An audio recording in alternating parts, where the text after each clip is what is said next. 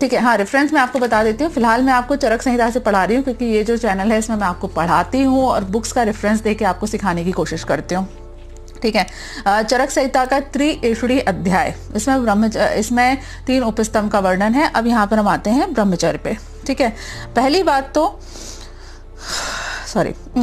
शुक्र की रक्षा करना आयुर्वेद में बहुत ही ज्यादा इंपॉर्टेंट बोला गया है, क्योंकि आयुर्वेद में जो 7 धातुएं होती हैं, रस, रक्त, मांस, मेद, अस्थि, मज्जा, शुक्र, उसमें जो शुक्र होता है वो पूरे शरीर का सार होता है। ठीक है।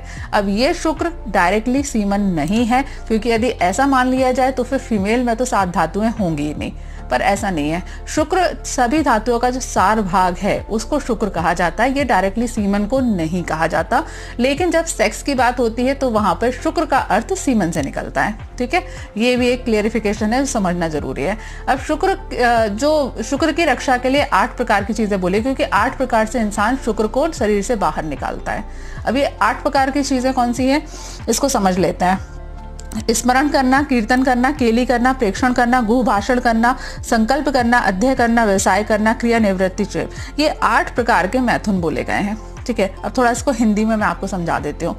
स्मरण करना, आपके साथ कभी आपने किसी के साथ सेक्स किया लेकिन आपके दिमाग में वो विचार लगातार घूमते रहते हैं, आप ऑफिस में हो, आप काम कर रहे हो, लेकिन फिर भी आपको सेक्सुअल थॉट आ रहे हैं, आप कंट्रोल नहीं कर पा रहे हो, पुरानी बातें ज्यादा आपको याद आती हैं, उसे भी आयुर्वेद में इक्विवेलेंट टू सेक्स बोला गया है। ठीक है। और इससे भी वही नुकसान होगा जो आपको अधिक सेक्स करने से होता है।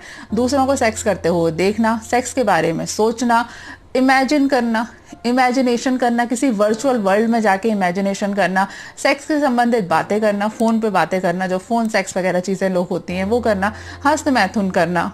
ठीक है। दूसरे को छुप कर देखना, जो पॉर्न मूवीज देखते हैं, दूसरा व्यक्ति कर रहा है उसमें आपको कोई आनंद नहीं आ रहा, लेकिन उसको देखने का आनंद लेना, इसे भी आयुर्वेद में मैथुन के अंतर्गत रखा गया है। ठीक है।